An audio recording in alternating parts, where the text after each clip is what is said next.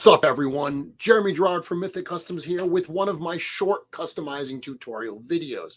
Been a while since I've done one of these, but I got inspired with a very simple recipe that I was playing around with, just having some fun, and I wanted to share it with all of you. And it's very timely to do so because the base figure that we're going to use for this is one that's available right now in the Store Horseman in stock sale. But I'm going to post this on Sunday, March 10th, which is when I'm literally recording the video.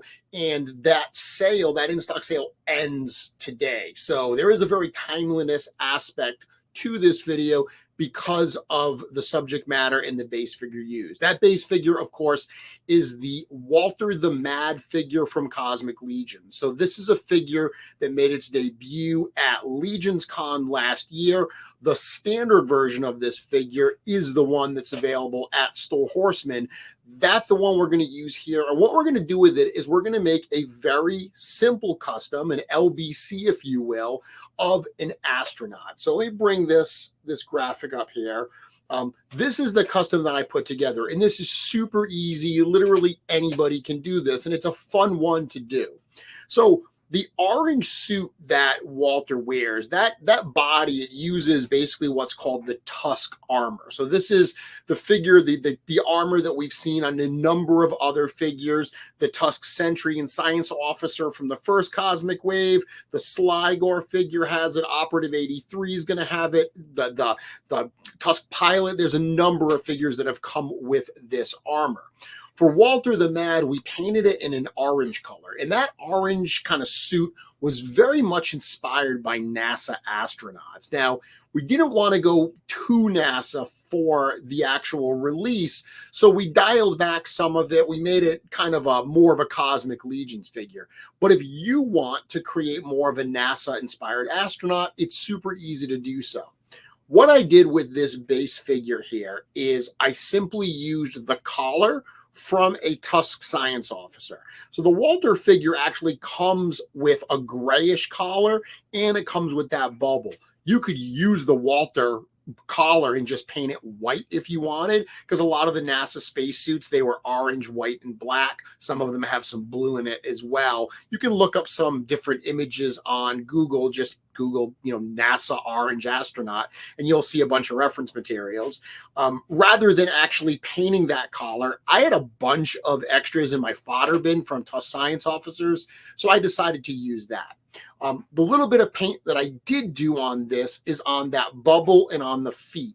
So the Wal-torr figure comes with orange feet. The NASA suit typically has black shoes. I just painted those black. Very, very simple. For the bubble, what I did was I spray painted it black to get a nice even coating, and then I treated it with a varnish, a gloss varnish, to get that really shiny effect there. So let me show you what I actually used. You can see right here, this Vallejo gloss varnish, that's what I ended up going with for this one. So I've done a video in the past where I used like a Model Masters varnish that I really, really love. But shortly after I had posted that video, which was a number of years ago, they stopped making that actual product. I've had a number of people over the years ask me if I found a good alternative. This Vallejo gloss varnish, interestingly, this is something that I've had in my kind of paint bins for a while, and I've never really used it. I tried it recently, and it worked really, really well. So I just brushed this right onto that helmet. I hit it with a blow dryer to dry it nice and evenly, and I got that really kind of shiny type effect that you see here. That is literally all I did for this figure. Now, under that helmet, what's under that helmet, you can have some fun with that as well. Let me bring up a couple other images here. So you can see this is kind of a fun look as well, where it's got kind of that astronaut holding the helmet under their arm. There are no humans in Cosmic Legion. So if you want to create a human astronaut, you can absolutely do that. And here's 3 different heads that I used to show examples. So the first one here is Attila Leaseir. It's an actual Mythic Legions head from the 2-pack that comes with Attila, Leaseir 2, and Gorgo Aetherblade.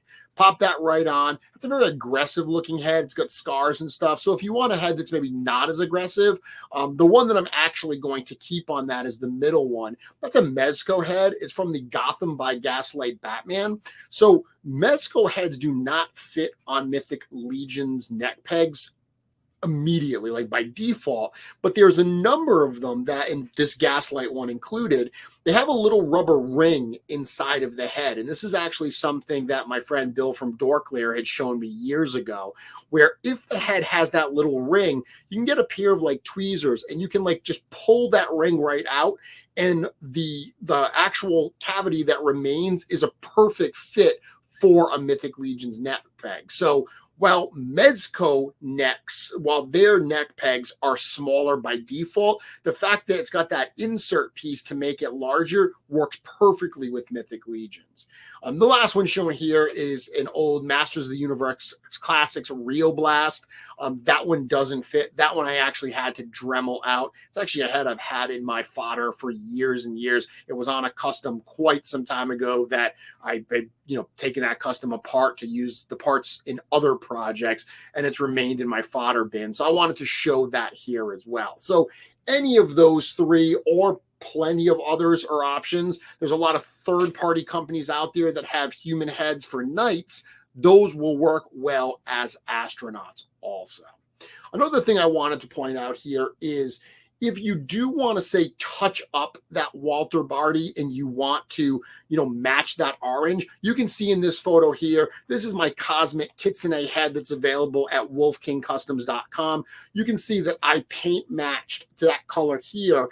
If you get that Wal-torr figure and you do want to actually get that paint match, let me show you what paint I'm using. I'm using this one here. So this is a Vallejo 70956. It's clear orange. Clear orange is the actual color that I'm using. This out of the bottle is like a perfect match for that Wal-torr orange. So just buying this, it worked great. For this particular one here, what I actually did was I used an orange spray paint. If you look back, really, I think it was like my first tutorial video I ever posted was how to paint the Kitsune heads from Wolf King Customs. And there's an orange spray paint that I use in that video. That's what I used here as well to get the orange for the actual fox. It painted the whole head, of course. But then I just went over that lighter orange with that Vallejo clear orange. Perfect match. So if you do decide to do this custom, let me bring that original back up. If you do decide to do this, the Wal-torr the Mad base body is a little dirtyish. It was meant to be an undead astronaut, so it's got some wear to it. You could certainly touch it up using that clear orange if you wanted maybe more of a fully clean astronaut type look.